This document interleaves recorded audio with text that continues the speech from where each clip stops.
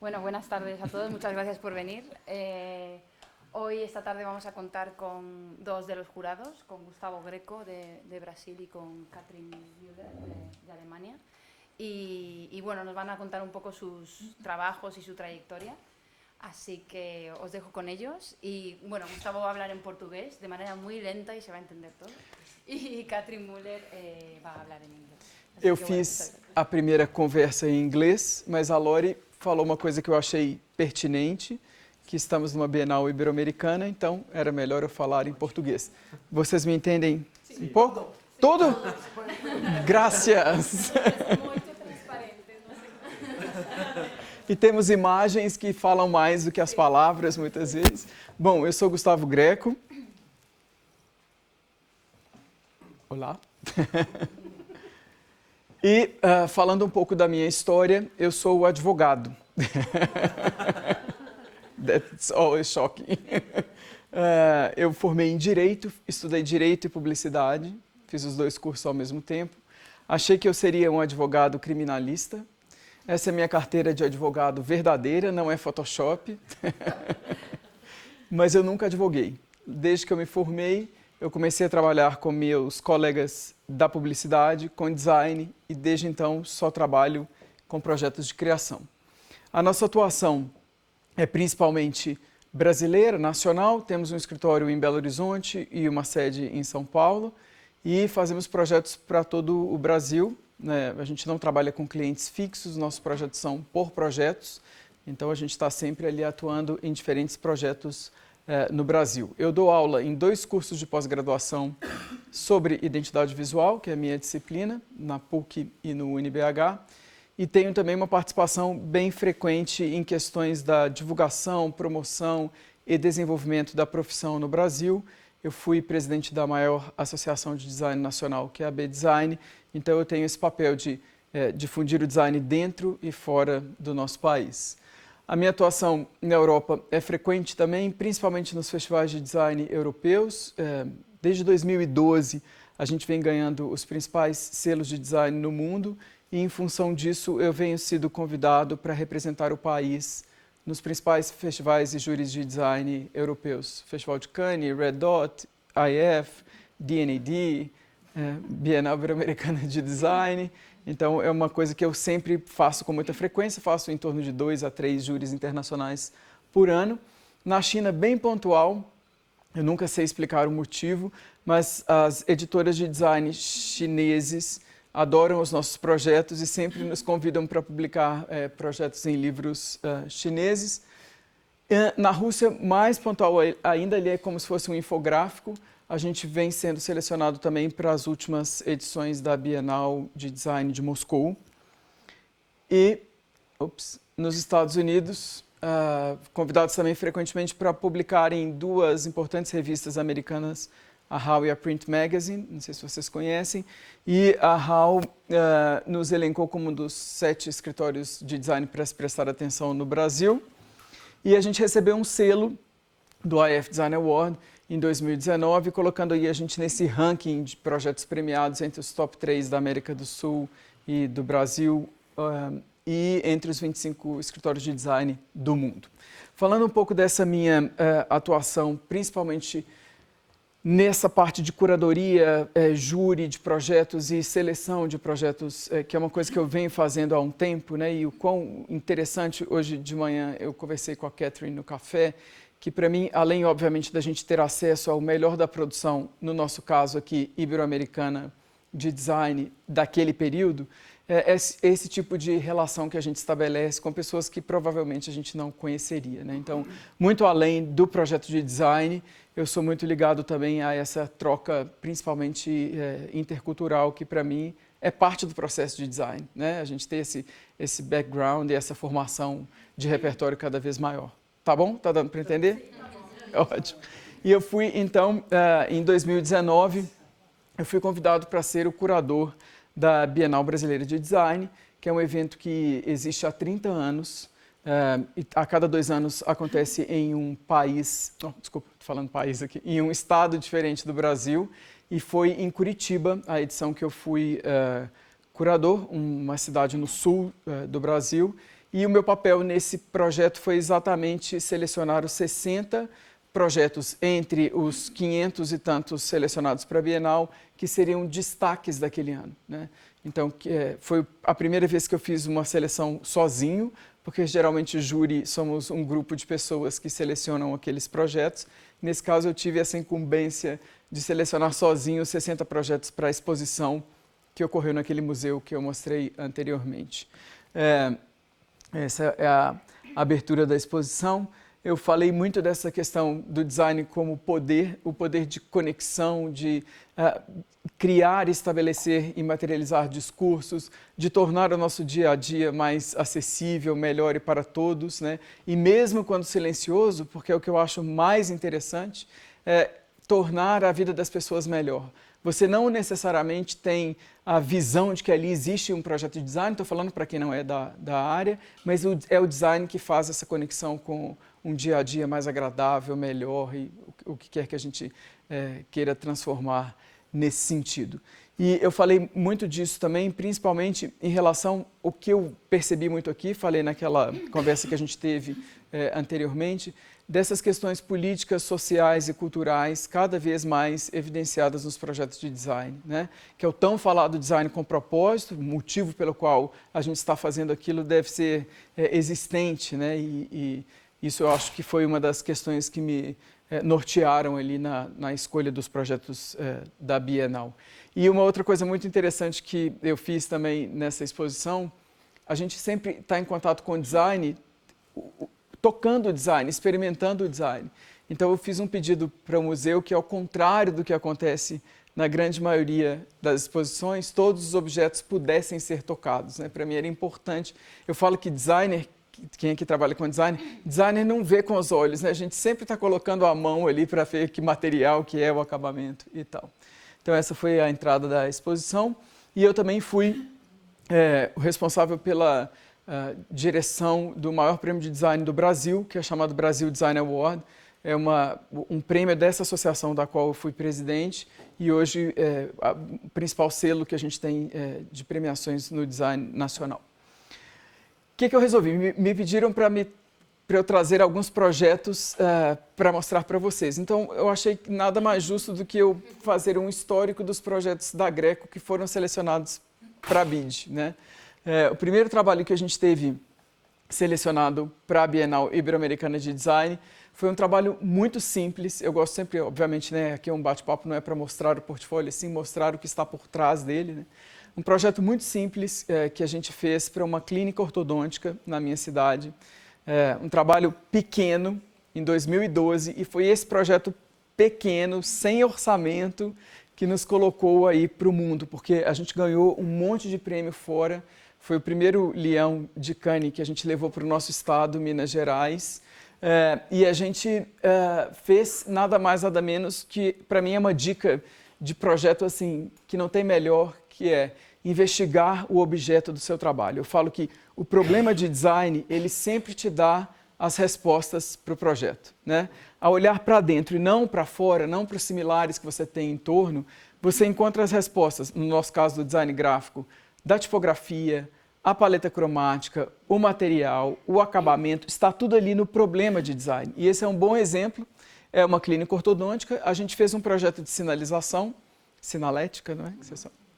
Que é exatamente o uso dos brackets e das borrachas em dimensões ampliadas para a construção de uma família de pictogramas e numerais. Tem um vídeo, espero que passe.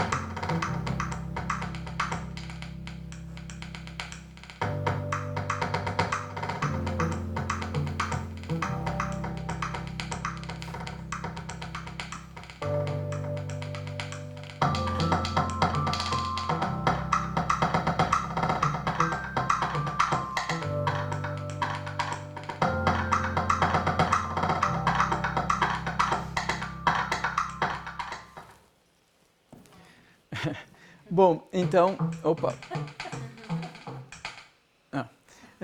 nós criamos então um grid exatamente baseado no uso dessa tensão que a borracha dá com o bracket e a gente desenvolveu essa família de pictogramas e numerais para esse projeto de sinalização.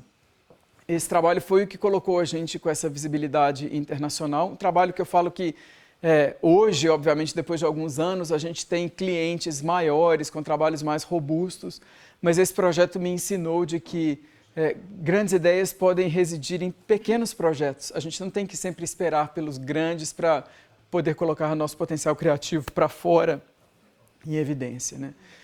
No ano seguinte, e na edição seguinte também do BID, a gente fez um projeto de uma identidade para a Bienal Brasileira de Design, cujo tema era diversidade. Então, a gente tinha, mais uma vez olhando para o problema, design e diversidade fazendo uma Bienal. E o que a gente construiu foi exatamente um B feito de 2Ds, né?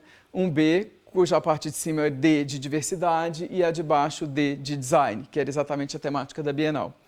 Tem também um vídeo para a gente assistir. Ah, tá dando certo.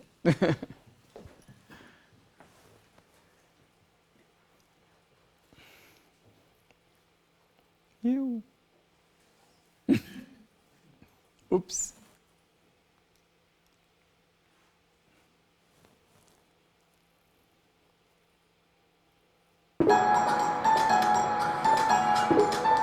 Não? Não se pode.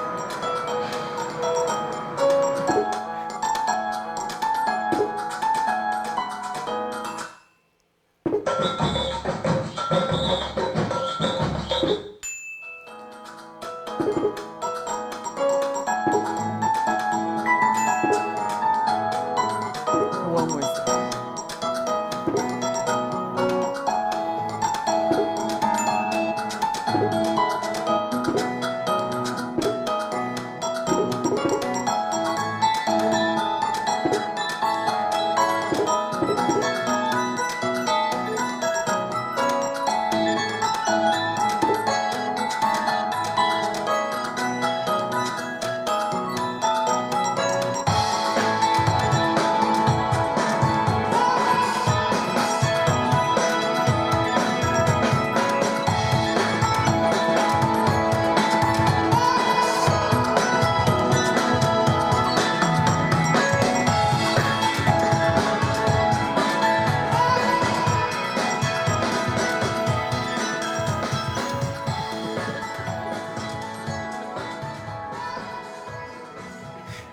A intenção é a gente fazer uma festa depois.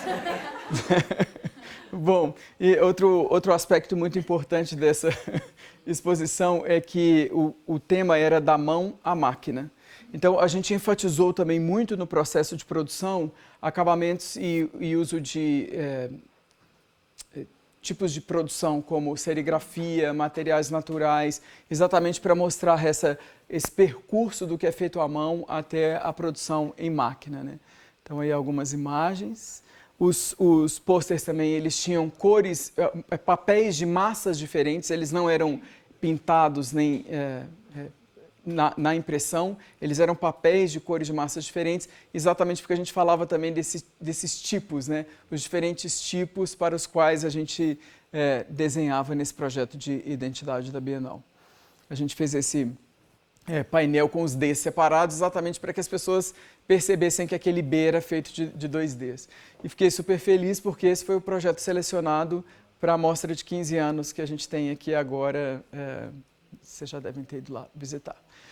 Em 2016, a gente foi selecionado de novo para a BID com um projeto muito específico. A gente foi convidado por uma empresa chamada Embaré, que é uma empresa de caramelos, muito grande no Brasil, muito conhecida. Eles fazem caramelos de leite e eles estavam com um projeto de fazer caramelos com sabores de frutas brasileiras para venda na Europa.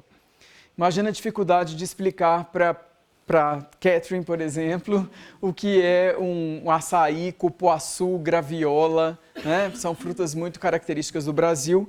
E a gente recorreu mais uma vez à história de tentar entender que tipo de dica esse projeto enquanto problema de design nos dava. E a gente busca então entender como que os índios, né, os primeiros brasileiros de verdade, os indígenas primeiros brasileiros de verdade, contavam para suas famílias a origem dessas frutas. Como que eles explicavam o início, a história do primeiro mamão-papaya, do primeiro cupuaçu, da primeira graviola. A gente então faz uma investigação dessas lendas indígenas e transforma essas histórias em uma espécie de estilo que a gente usou para imprimir as embalagens, contando um pouco das histórias originárias dessas frutas brasileiras. Vamos lá. Conta a lenda que ao chegar numa tribo nas Américas, há muitos anos, um jovem conquistador espanhol se apaixona pela filha do cacique. Não pode abaixar porque o som está dando problema. Ele se casa, mas um índio da tribo enciumado flecha e mata. Ops. Deu ruim?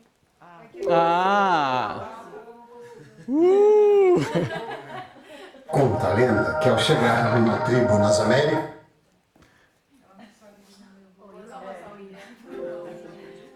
Não, mas não pode.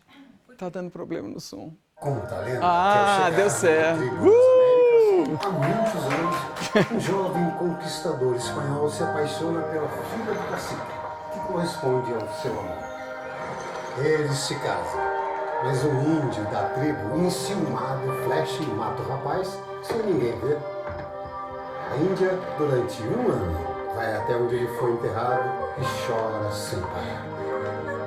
Até que o Deus do amor faz nascer no local regado pelo pranto da moça a árvore das lágrimas de ouro. Uma grande árvore, cujo fruto maduro, amarelo e intenso, é doce como o amor. Solta uma seiva como lágrimas e tem a forma de uma gota. Foi assim que surgiu o mamão-papai, uma fruta bem brasileira, presente nos caramelos da linha Brazilian Delight da Embaré, que revela também a lenda e o gosto único de frutos como o açaí, a manga, o cupuaçu e a graviola. Mais do que um doce, um resgate da cultura do Brasil por meio de sabores de belas lendas indígenas que sobrevivem há várias gerações. Afinal, há sempre uma história para ser contada. A Embaré, que na língua dos índios nativos brasileiros significa árvore saborosa, é uma das maiores empresas brasileiras do ramo alimentício. Suas embalagens remetem ao que o nosso país tem de melhor: diversificadas origens e riquezas culturais. Brazilian Delight, a história por trás do sabor do Brasil. Conta a lenda que ao chegar numa... Bom, então o que a gente fez foi exatamente isso, transformar essas lendas indígenas em imagens que representassem um pouco da história, da origem dessas frutas contadas pelos povos originários, para que então a gente explicasse isso para o mercado internacional, né? Aí tem todas as aplicações, ilustrações que a gente cravou na borracha para fazer uma tela de impressão, que a gente utilizou aí na produção de todos os materiais e elementos. Em 2016 também a gente teve outro projeto selecionado, que foi a construção de uma identidade para um café coworking em Minas Gerais, que se chamava Guaja. Esse caso é bem interessante. Na reunião de briefing com o cliente, um dos sócios me fala: essa palavra é interessante porque ela parece o nome de uma fruta, que não existe. Então a nossa ideia foi exatamente por que não criar uma fruta chamada Guaja. A gente volta para o escritório, contrata e chama para a nossa equipe um botânico, especialista em frutas do encontro do Cerrado com a Mata Atlântica, que é exatamente a região em que Belo Horizonte se encontra, e a gente cria uma fruta passível de existência, mas de existência não comprovada, como as lendas, os mitos e todas as histórias contadas pelos povos de uns para os outros, né, os exploradores, e a gente cria então uma fruta tecnicamente viável chamada Guaja, com toda a história, descrição de florescência, como que ela funciona rizomaticamente, como que os caules formam cladódios, né, que é tipo uma elevação do caule na época da florescência da planta, e uma fruta de compartilhamento, né, uma fruta que você come junto com alguém, porque a gente estava falando de um projeto que é um coworking, que é exatamente esse aí, o espaço de compartilhamento. Então, a gente pela primeira vez inventou uma fruta que não existia, né, passiva de existência, até que no ápice lá da nossa loucura criativa, a gente fala com o cliente, a gente precisa ter um suco de guaja. E ele fala, mas guaja não existe. Eu falo, nunca mais repita isso. É uma fruta passiva de existência e de existência não comprovada.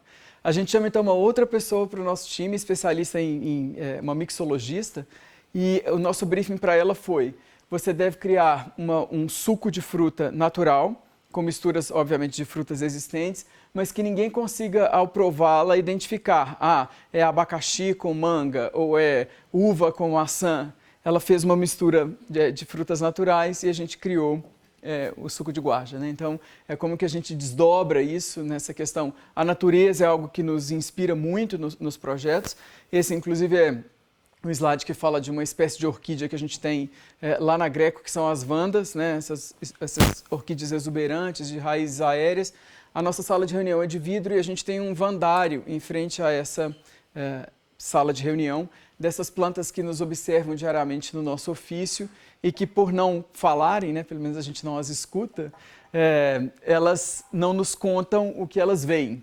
Então, e esse foi o projeto selecionado por ABID 2020, que foi uma edição especial do nosso periódico. A Greco tem um jornal próprio, a gente faz uma edição por ano, que é uma espécie de portfólio da nossa empresa, e no qual a gente revela alguns projetos que a gente fez, alguns pensamentos sobre um tema, e ele chama exatamente o que as vandas não contam, inspirado nessa planta que a gente... esse é o nosso vandário, lá dá para ver direitinho. A gente fez uma edição nesse ano sobre o feminino. Só as mulheres da Greco participaram do projeto, convidaram outras mulheres do entorno para falar sobre isso, né? Exatamente. E aí a gente colocou no título, em vez de só o que as vandas não contam, a gente colocou o que as vandas, as Anas, as Flávias, todo mundo que participou do projeto, né?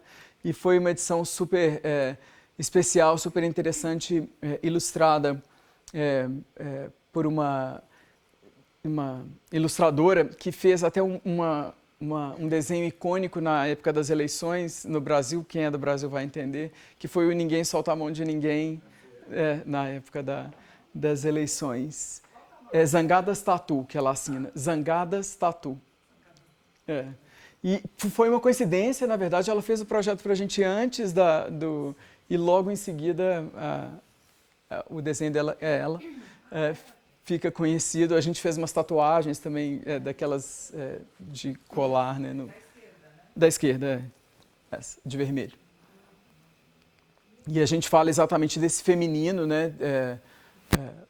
A gente não, porque eu não participei, né? Elas falaram exatamente desse feminino e como que isso podia ser transformado nessa discussão da edição especial daquele ano.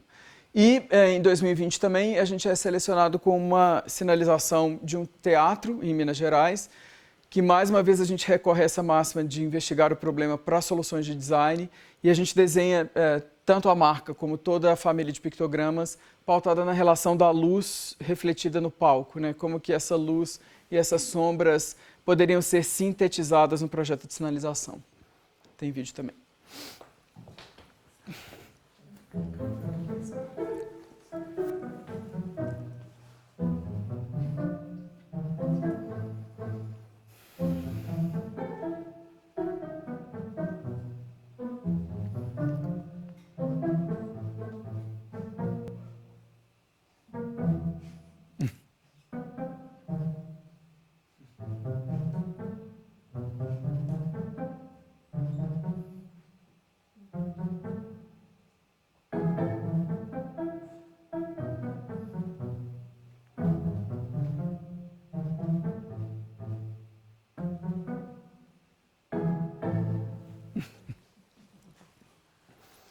Bom, então, opa,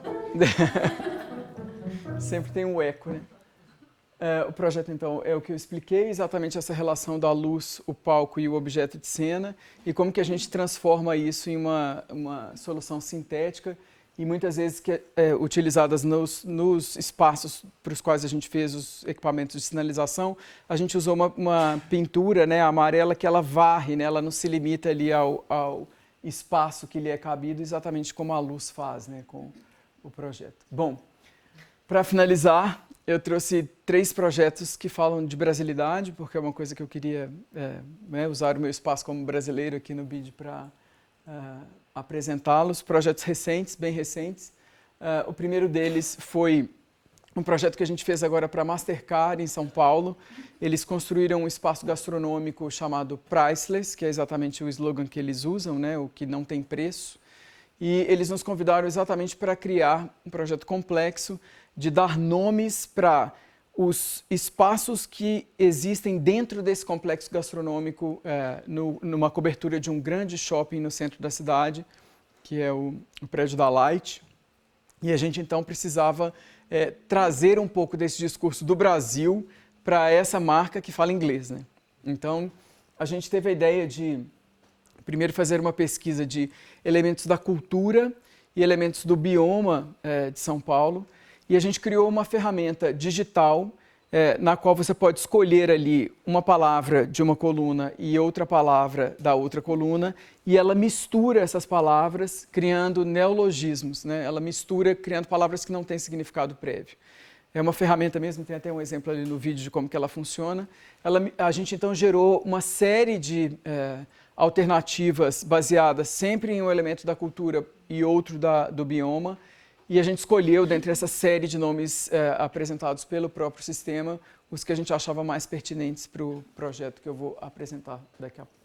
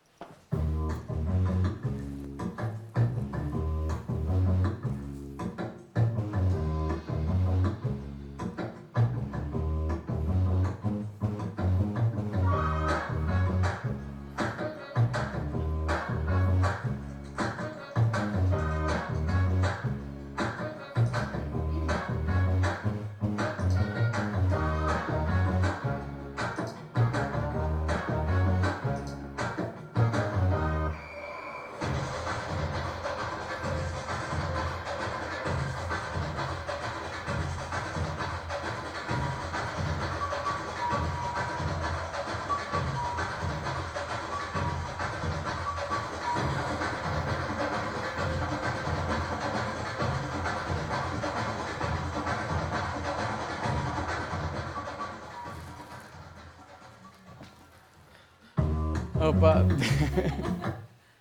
Então, é exatamente essa mistura de palavras e que, no fundo, a gente queria que elas trouxessem também um pouco do significado desse espaço, né? O ATV é o espaço expositivo, então a gente mistura a palavra bem-te-vi aí no meio, né? Que tem a ver exatamente com isso que é visto, que o Notier é uma mistura da coluna de cultura da noite de São Paulo com Thier, que é um pássaro endêmico de lá, esse pássaro vermelho, então a gente mistura essas palavras sempre tentando trazer um pouco dessa história para o próprio projeto de name. E a gente, continuando o projeto, o espaço ele é regido pelo chefe Onildo Rocha e ele faz investigações em diferentes regiões do Brasil a cada 6 meses para trazer uma equipe de 12 pessoas viajam por 20 dias para regiões diferentes do Brasil e trazem o resultado dessa investigação para os pratos do menu degustação. E a última temporada foi a Amazônia, e eu fui convidado também para liderar um método de trabalho que é o método Mesa. A gente reuniu 15 especialistas para que em uma semana a gente criasse o conceito dos pratos, o discurso de marca, o vídeo manifesto e como que a gente ia representar essa Amazônia de uma maneira não clichê, né? A primeira escolha foi evitar os verdes e os tão usados, porque a Amazônia não é só aquilo, né? Aquilo é muito importante, mas a gente tem um povo muito inteligente, tecnológico, inventivo, que a gente queria trazer. Então, a gente fez essa mistura de cores neutras nas ilustrações, mas sempre com um pouco de flúor, né, desse elemento que traz essa tecnologia, essa contemporaneidade, para não ficar recorrendo aos clichês. Tem um vídeo do manifesto que é bem legal também.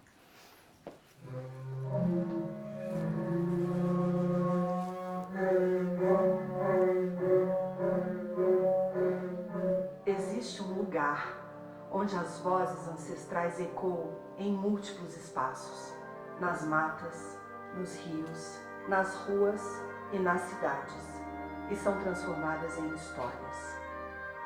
Rico em tradições, imaginário, costumes e ingredientes, é um lugar de fartura e encantamento chamado Amazônia. A nossa Amazônia, que nasceu mulher e é a matriz da nossa cultura, do nosso saber, a quem devemos tanto. Não podemos nos omitir em conhecê-la e protegê-la. Seu futuro é hoje. São as mulheres amazônidas, geradoras da humanidade, que transmitem as vivências, as memórias, as tradições e os caminhos para as novas gerações.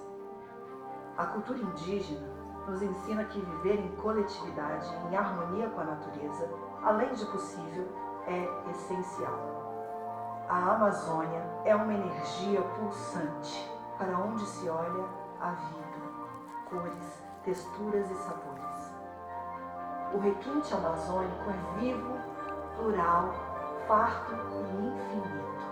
Ao pedirmos permissão para entrar nessa casa sagrada, um novo olhar e uma Amazônia atualizada se revelam. A cada encontro, uma nova descoberta. Bem-vindos à segunda temporada, Priceless Amazônia.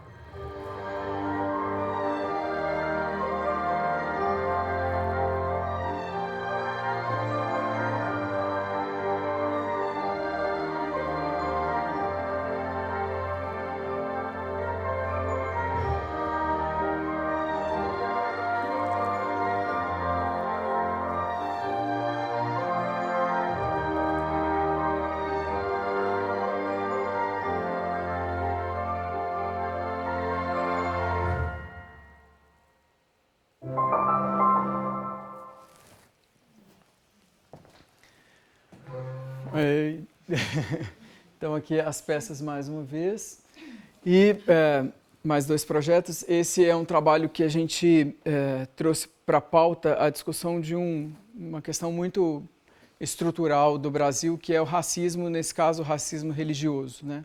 A gente tem uma gama enorme de religiões de matrizes africanas vindas pelos escravizados, né? E depois criadas essas religiões no Brasil, e a gente foi convidado para fazer a abertura a entrada da Casa Cor, que é uma mostra de decoração e arquitetura de interiores nacional, e a gente então foi convidado e era uma mostra que trabalhava exatamente como tema central essa questão das histórias pessoais, do que é originário, do que é aquilo que é enraizado na sua relação com o espaço e com a casa, né?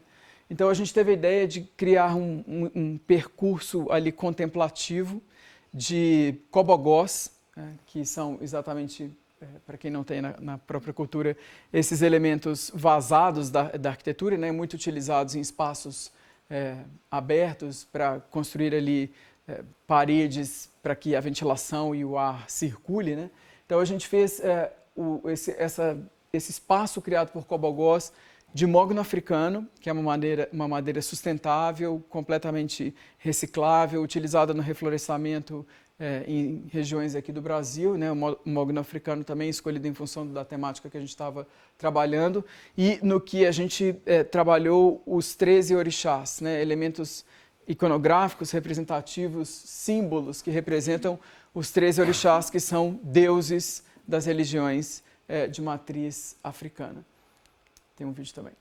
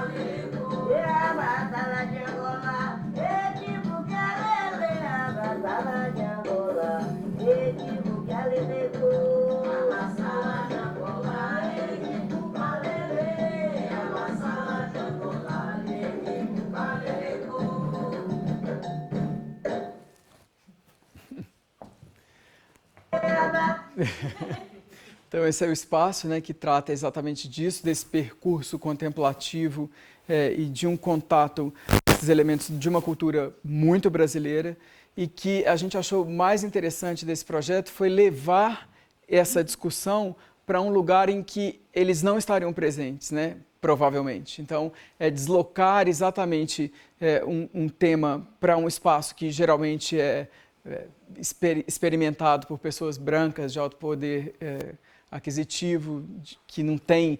E que a gente queria mesmo que era esse tapa na cara dado ali na entrada da mostra, mas de uma maneira elegante, contemplativa, né, para a gente abordar esse tema em um outro lugar, em um outro espaço, né? Então, algumas imagens. E por último, e não menos importante, esse é um projeto social que a Greco faz desde 2016. Nós vivemos em um país com uma desigualdade econômica, educação e acesso, né, às questões básicas que todo mundo acredita serem fundamentais para a existência humana. E aqui são alguns dados da época em que a gente começou a fazer esse projeto. A gente tinha 11 milhões e 420 mil pessoas vivendo em favelas no Brasil, nesse ano de 2016. 660 mil pessoas vivendo em favelas no estado de Minas Gerais, que é o meu estado, e a gente tinha em Belo Horizonte, que é a minha cidade, 310 mil pessoas vivendo em favelas. Eu dei uma palestra como essa em um evento no Brasil, e uma das pessoas que estava na plateia, que era o João de Souza, me mandou um e-mail no dia seguinte perguntando se a gente poderia conversar por 5 minutos. Na verdade, a história foi a seguinte: eu falei na palestra, me perguntaram se acesso a grandes nomes do design era algo difícil, e eu falava que isso não era questão de ser grande ou não, era se a pessoa era legal ou não, né? Porque eu falo que uma pessoa legal te dá no mínimo 5 minutos de atenção, e cabe a você fazer desses minutos virarem 2 horas, 2 anos, ou no nosso caso, 6 anos, né? De história, 7 anos agora. Então, ele me mandou esse e-mail perguntando se eu era uma pessoa legal de verdade e se a gente poderia ter 5 minutos de conversa. E ele me apresentou o projeto que se chama Fa.Vela, Favela, que é uma organização sem fins lucrativos, né, uma ONG, que trabalha exatamente a aceleração de empresas de pessoas com base em favela. Um outro número super interessante é que das pessoas que querem ter o próprio negócio e vivem em favelas, 40% dessas pessoas querem empreender nas próprias favelas onde vivem. Eles não querem fazer isso para fora, né?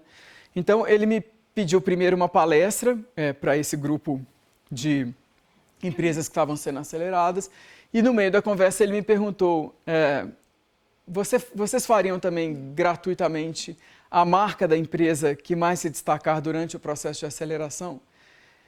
Aí eu já estava tão envolvido e tão envergonhado, né, da gente às vezes não presta atenção em coisas tão importantes e tão relevantes do nosso país, que seu discurso, por isso que vai dar certo. Eu fiz uma pergunta: e quantas seriam se a gente fizesse todas as marcas das pessoas que estavam participando? E ele falou 30. E eu não sabia como, mas na hora eu falei: a gente vai fazer todas, né? Louco, né? Porque imagina colocar 30 marcas na pauta de um escritório que tem muito trabalho, gratuito, né? Mas aí a gente fez uma coisa muito legal, que a gente juntou um time de designers além dos nossos, do nosso time, e a gente desde então já fez mais de 110 marcas para empresas que querem empreender nas favelas e não têm sua própria identidade, obviamente gratuitamente, e é muito interessante como que mais uma vez a gente entendendo aquele poder do design que eu falei inicialmente, de como que um processo de identidade está diretamente relacionado com o momento em que a marca realmente passa a existir, inclusive para quem a imaginou, né? Exatamente dar materialidade, que eu acho que é uma das nossas funções enquanto profissionais do design, não é só construção desses discursos, mas como que esses discursos se tornam tangíveis para os sentidos, né? Então, isso é um momento muito especial quando as pessoas começam a ver. Então, a gente criou esse projeto que é o Design Encontra o Corre. Corre é uma gíria que as pessoas das favelas brasileiras usam, que é exatamente esse processo de correr atrás, né, de buscar resolver as coisas para sobreviver. Então a gente fez o projeto Design Enquanto Corre, que tem um vídeo também para a gente encerrar e eu chamar a Catherine.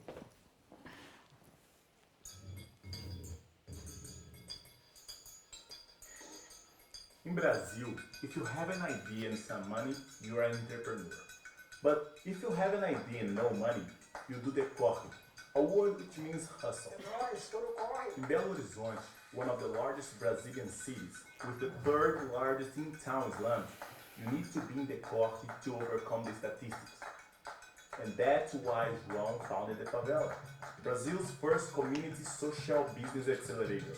This guy is making a difference in the lives of community-based entrepreneurs. And he is succeeding. Only when they see the logo is done, they feel the company is birth. And that's where design meets the core. In the past 3 years, we have done 90 brands for the company supported by Favela. To make this happen, we went down into the core and brought to life Jumara's Hair Salon, Paulo's Music School, Lucy's Café, Will's Hydroponics, Camila's School, as well as 85 more, literally. To do that, we gathered the 6 top designers to create logos for all of the 9 Favela accelerated brands. And they all came on board pro bono. Since we truly believe that good design makes a difference in the lives of people and is capable of boosting social change, we made João's Favela Corre into our personal Corre. And as we say in Belo Horizonte, God and now design save the Corre. So, God and design save the Corre.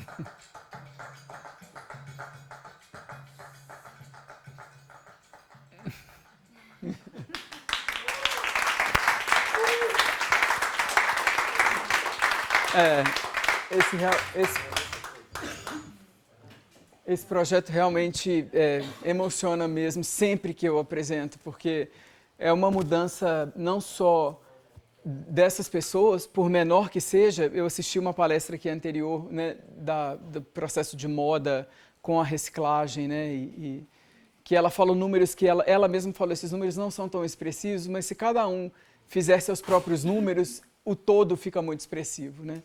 Então, a princípio, fazer 100 marcas para empresas empreendedoras é um big deal, né? Talvez não, mas é. Tem um caso que, primeiro, que mudou completamente minha perspectiva em relação ao mundo, me abriu os olhos para coisas que eu já devia ter me atentado há muito tempo. Segundo, porque a gente vê essa mudança, a gente não quis fazer marcas em um processo padrão que a gente faz no escritório, que é a gente elabora o processo e vai apresentando até algumas etapas para o cliente. Nesse caso, a gente não queria trazer uma linguagem, não é uma estetização do que acontece ali dentro, né? Não é fazer da favela uma linguagem suíça, né? A gente não tinha essa intenção de jeito nenhum. Então, as pessoas participam com a gente em etapas, até para a gente organizar o processo de aprovação ser mais fácil, né? Imagina apresentar 20 marcas de uma vez e todas serem reprovadas, é um caos, né? Então, eles participam da escolha da tipografia, do símbolo que melhor os representa. A gente quis que esse projeto fosse feito com o repertório simbólico e cultural das pessoas que vivem ali, né? E não trazer um olhar de fora, aquele lugar pior que a gente pode ficar nesse momento a gente querendo salvar a pátria. Não é isso, né? É um processo completamente colaborativo. E por último, vou contar para encerrar um caso de a Jumara, que apareceu do salão. Esse caso para mim foi o que mais me mostrou o tanto que a nossa profissão ela tem outros lugares que a gente muitas vezes não explora. Ela se chama Jumara e ela não gostava do nome que ela tinha. E ela falava com a gente que todos os salões na favela tinham o nome do dono do salão. Então era o salão do Gustavo, o salão do Giovanni, o salão da Ruth e assim por diante, né? E ela não gostava do nome dela, ela não gostava de Jumara. Tá bom, mas vai ter que ser, porque se todos são e você quer que seja. E quando ela viu a marca, eu até arrepio nessa hora, real, ela viu a marca impressa no cartão, ela falou, eu agora gosto do meu nome. Olha como que isso é um processo de identidade no mais profundo lugar que a gente poderia discutir, né? Então, com isso eu encerro. Muito obrigado.